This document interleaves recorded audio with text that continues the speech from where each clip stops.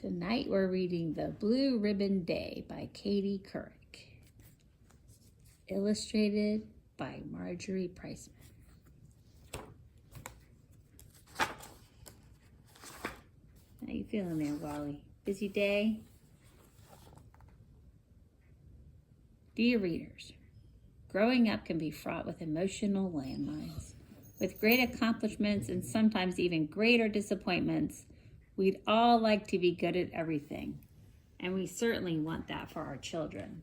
But learning to cope with disappointment is an important lesson, not only in childhood, but in life.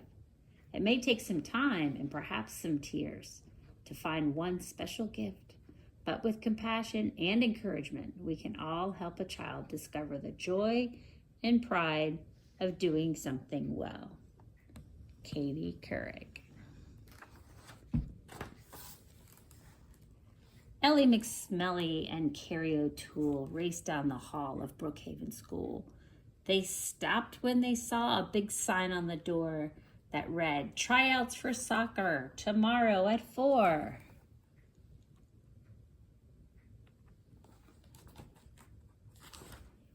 Carrie said, "Great, hey, let's give it a whirl. I'd love to be known as a cool soccer girl. Our skill and our speed are now terribly needed.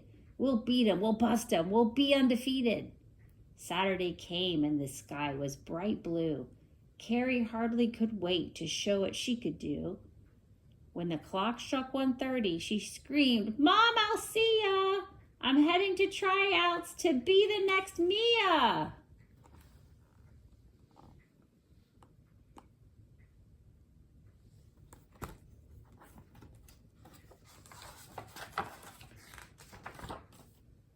She got there and saw Ellie running so fast, her ponytail waving at the girls as she passed. Over here, Ellie heard Carrie shout. Carrie ran up to kick, but instead she wiped out.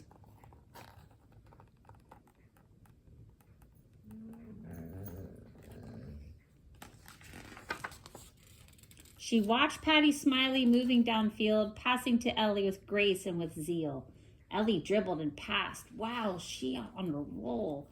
And she got the ball back and she kicked in a goal. And so practice went for the rest of the hour.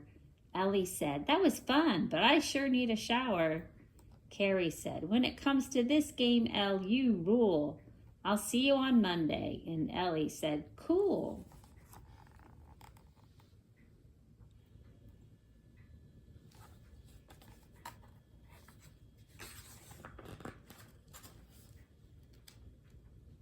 Carrie was glad she'd gone out on a limb till she saw the big sign hanging up in the gym.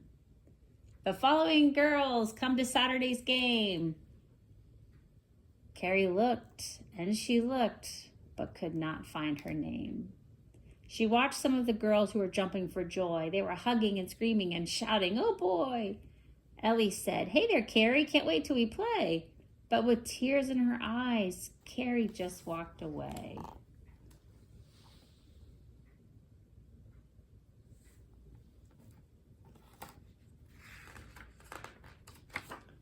Ellie followed her out and said, "Please, Carrie, wait.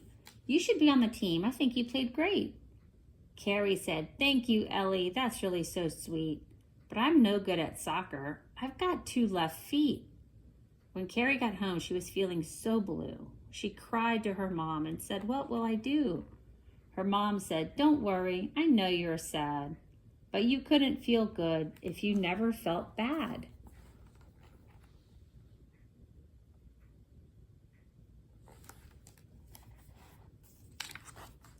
She hugged Carrie and said, "Honey, give it some time. We're all good at something. You'll have your chance to shine. Everybody's a star, a brilliant creation. The trouble is finding the right constellation."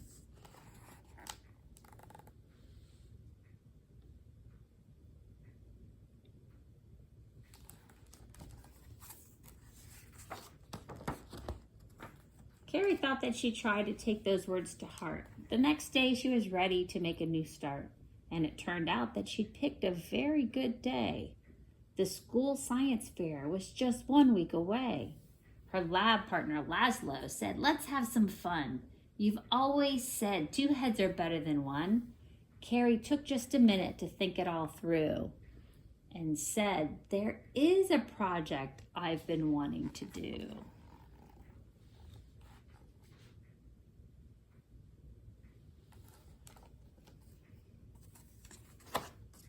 So the 2 got together that day after school with Miss Riggs' supervision. You know that's the rule. They got out their beakers and their Bunsen burners and decided to find out if they were fast learners. They boiled beakers of water, then lowered the heat. They added some sugar to make it so sweet. They filled them until they couldn't add more, and transferred the liquid with a slow, steady pour. They added food coloring to give it some flair, then put popsicle sticks in the cups with great care. Then they waited a week to see what would appear. Could they enter this project? It would soon be clear.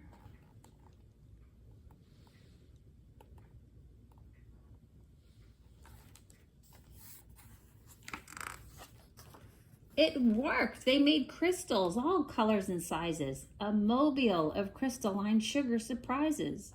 Not cubes, but all oblongs with slants on the ends. And they watched as they glistened, these 2 special friends.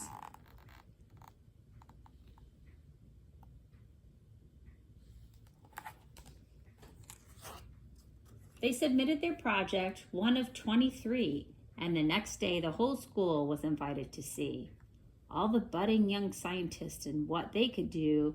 And on Carrie and Laszlo's was a ribbon so blue.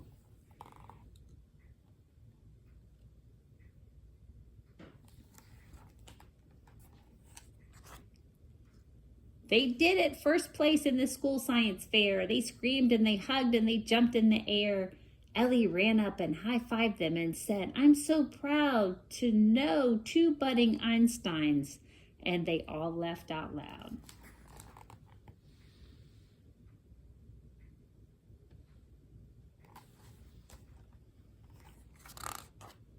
The next day it was Carrie who was feeling so proud as she stood in the midst of a big cheering crowd.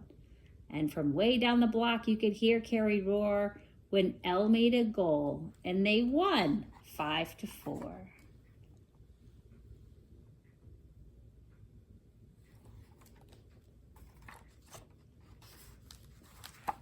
And this book was dedicated by Katie to her mom and dad, with love and gratitude for helping me get through all the bumps of childhood.